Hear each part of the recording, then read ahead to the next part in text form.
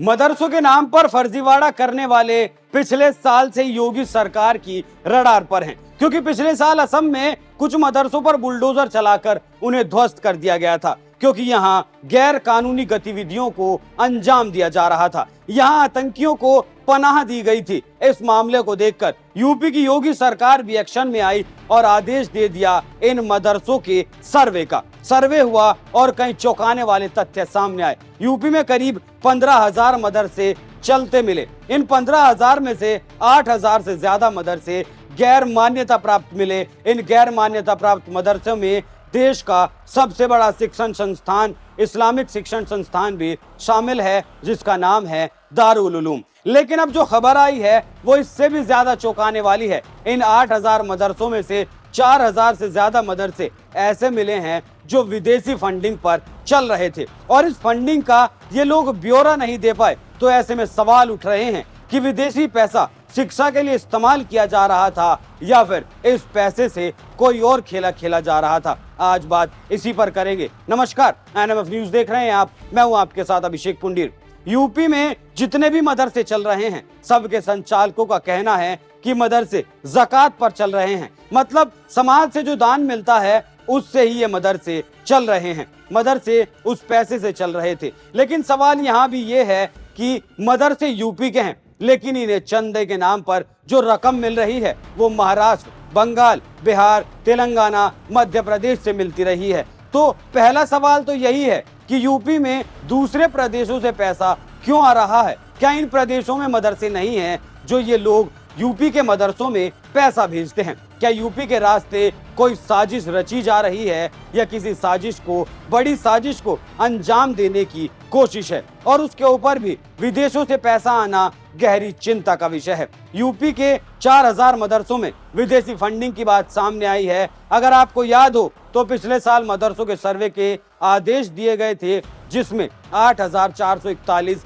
अवैध मदरसे मिले थे जिन पर कार्रवाई होनी थी। लेकिन बच्चों का साल खराब ना हो इसलिए एग्जाम होने का इंतजार किया गया और अब एग्जाम जब खत्म हो गए हैं तो सरकार कार्रवाई करने के लिए तैयार है। अल्पसंख्यक विभाग अपनी कार्रवाई में जुट चुका है, क्योंकि जांच में सामने आया है कि नेपाल, बांग्लादेश और अरब के मुल्कों से फंडिंग होती थी इन मदरसों को। इनमें सबसे ज्यादा पैसा बरसाने वाला देश सऊदी अरब है। गरीब मुस्लिम बच्चों को मुख्य धारा से जोड़ने के लिए अल्पसंख्यक विभाग के मंत्री धर्मपाल सिंह ने कहा कि पुलिस के साथ मिलकर ये कार्रवाई की जाएगी। मौलवी बनने से बच्चों का भला नहीं होगा, उन्हें एनसीईआरटी की किताबें पढ़नी पड़ेंगी। उन्होंने कहा कि इससे मुस्लिमों के बच्चे भी अधिकारी बन सकेंगे। आपको बता दूं कि 10 सितंबर से 15 नवंबर तक मदरसों का सर्वे हुआ था। हालांकि 2017 के बाद से किसी नए मदरसे को सरकार की तरफ से मान्यता नहीं दी गई है, और इसलिए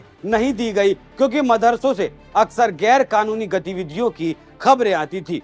और दूसरा कारण ये भी था कि मदरसे मानकों पर खरे नहीं उतर रहे थे। यहाँ एक बात और समझने वाली है कि सूबे में जितने भी सीमावर्ती जिले हैं वहाँ तेजी से मदरसे और मस्जिदें बनाई गई। ऐसा लगता है जैसे कि कुकुरमुते की तरह ये कहीं से उग आए हों। हालांकि इन्हें उगने में तुष्टीकरण का खेल भी बहुत आसानी से समझा जा सकता है। इस बारे में भी आपको बताऊंगा। जिन जिलों में सबसे ज्यादा विदेशी फंडिंग का खुलासा हुआ है वो है महाराजगंज, पीलीभीत, लखीमपुर खीरी, बहराइच, श्रीवस्ती, बलरामपुर और सिद्धार्थनगर।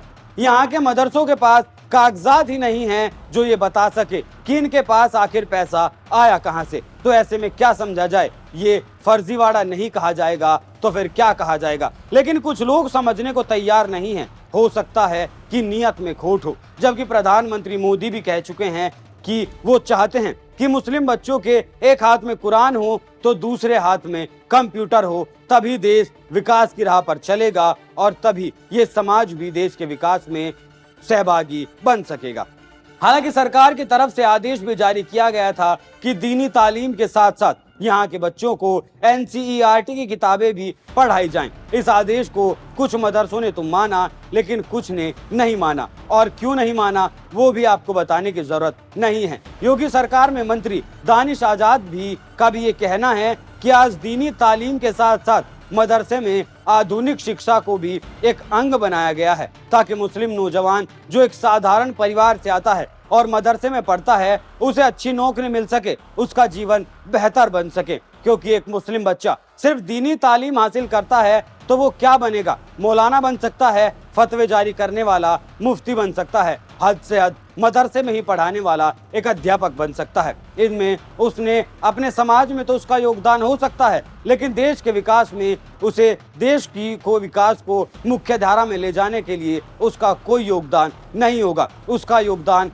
देश के विकास में शून्य होगा। ना वो डॉक्टर बन सकता है, ना वो इंजीनियर बन सकता है, ना वो कुछ और बन सकता है। वो बस कट्टरता का पुजारी बनने के अलावा और कुछ नहीं बन सकता। लेकिन अरशद मदनी जैसे लोग यहाँ भी अपना जहर उगलने के लिए आ जाते हैं, सरकार को चेताते हैं और कहते हैं कि मदरसे कौम की मदद से चलते हैं, इसलिए हम सरकारी मदद पर थूकते हैं और मदरसे किसी भी बोर्ड से नहीं जुड़ेंगे। मौलाना अरशद मदनी सरकार के बारे में क्या सोचते हैं वो भी सुनिए। मदनी को लगता है कि सरकार से अगर मदद ली जाएगी तो मदरसों को खत्म कर दिया जाएगा। दारुल देवबंद या दारुल के तरीके के ऊपर जो मदरसे चल रहे हैं, हमें ज़रूरत नहीं है सरकारी इमदाद की, इसलिए कि हमें जो हमारी कौम है वो मदरसों को चलाने के लिए रहती है। हम उसमें किसी कोई सरकारी इमदाद, इसका नतीजा अच्छा नहीं है सरकारी इमदाद का। हम ये समझते हैं कि मदरसों के अंदर अगर सरकारी इमदाद आएगी तो गवर्नमेंट उन मदरसों को चलने नहीं देगी। जो मदनी साहब का ये भी कहना है कि वो सरकार से मदद नहीं चाहते, इसके एवज में सरकार उनसे ना पूछे कि वो मदरसे में क्या पढ़ाते हैं, क्या करते हैं, क्या नहीं करते। मतलब मदद के नाम पर मदरसों से सरकार का इंटरफेयर खत्म हो जाना चाहिए। ऐसे में वो चाहते हैं उन्हें खुली छूट दे दी जाए, वो मदरसे में चाहे जो कुछ करे। यहाँ मदनी साहब के कहे मुताबिक एक सवाल उठता है कि अगर ये मदरसे कौम की मदद से चल रहे थे तो फिर विदेशों से पैसा क्यों आ रहा था, और अगर मदरसे ज़कात की मदद से चल रहे थे तो फिर ये पैसा विदेशों से जो आया वो किस मकसद से आया था, किस मकसद से विदेशों से भारत में पैसा मंगाया गया मदरसों के नाम पर। मदनी यहीं नहीं रुकते। सर्वे के बाद मदनी का कहना था कि लोगों के लिए देश को आज़ाद कराया। मदनी यहीं नहीं रुकते। सर्वे के बाद मदनी का कहना था कि मदरसों के लोगों ने ही देश को आज़ाद कराने का काम किया है। दुख की बात है आज मदरसों के ऊपर ही प्रश्न चिन्ह लगाए जा रहे हैं और मदरसे वालों को आतंकवाद से जोड़ने की कोशिश की जाती है। मदनी ने दो टूक शब्दों में कहा कि दीनी मदरीस का बोझ कौम उठा रही है और उठाती रहेगी, इसलिए हम सरकारी मदद पर थूकते हैं और हिमालय से ज्यादा मजबूत खड़े रहेंगे। तो मदनी साहब सवाल उठाने के लिए मजबूर होते हैं, तब सवाल उठाए जाते हैं जब इनमें आतंकियों को पालने का काम किया जाता है, तब सवाल उठाए जाते हैं। और आतंक के हमदर्दों पर अगर बुलडोजर नहीं चलेगा तो क्या होगा, उन पर फूल तो नहीं बरसाए जाएंगे। मदनी कांग्रेस की भी तरफदारी करते हैं और कहते हैं कांग्रेस दारुल उलूम के साथ खड़ी रहती थी, लेकिन ये सरकार एक भी नई ईंट नहीं लगाने देती। यहाँ मदनी ने कांग्रेस के तुष्टीकरण की पोल को खुद ही खोल कर रख दिया। ये सब राजनीति से प्रेरित होकर बोली गई बातें थी। दारुल उलूम देवबंद खुद गैर मान्यता प्राप्त होकर करीब 4,500 मदरसों को संचालित करता है, तो सरकार को उसके बारे में भी सोचने की जरूरत है। और जैसे गैर कानूनी मदरसों पर असम में कार्रवाई हुई है, ठीक वैसी ही कार्रवाई शायद यूपी में भी देखने को मिले, क्योंकि विदेशों से पैसा मंगाने का कोई मतलब नहीं बनता। आप इस खबर पर क्या राय रखते हैं, हमें कमेंट कर जरूर बताएं। सिलेबस बदलने की बात नहीं है, बल्कि यह है कि 14 साल तक बच्चे को 10वीं पास करा देना चाहिए। हमने उसके लिए अपने मदरसे के अंदर एक प्रोग्राम बनाया है, जिसके अंदर हमारा जो पुराना सिलेबस है उसको बदलना नहीं है। उसमें कोई रत्ती बराबर भी कोई किताब अपनी जगह से नहीं हटानी है, बल्कि हमारे जो 6 घंटे की तालीम है, हम इसी के अंदर से कुछ समय निकाल करके जो हम पढ़ाते हैं उसको बजाय 6 घंटे के हम 4.5 घंटे में कर देंगे।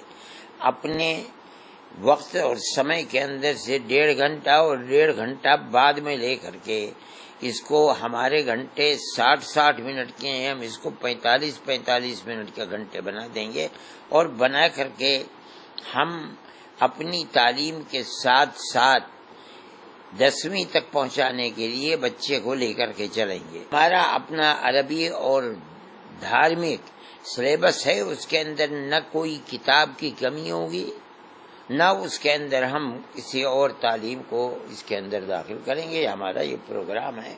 और जो ये कहते हैं कि हमने अपने सिलेबस को बदल दिया, इसका मतलब ये है कि उन्हें कुछ मालूम नहीं है और उन्होंने आकर के देखा नहीं, न हमसे पूछा है, हम उनको बताते। मदरसा तो सोसाइटी एक्ट के अंदर रजिस्टर्ड है और जो हमारी प्रॉपर्टी है वो सब के सब वक्फ बोर्ड के अंदर रजिस्टर्ड है।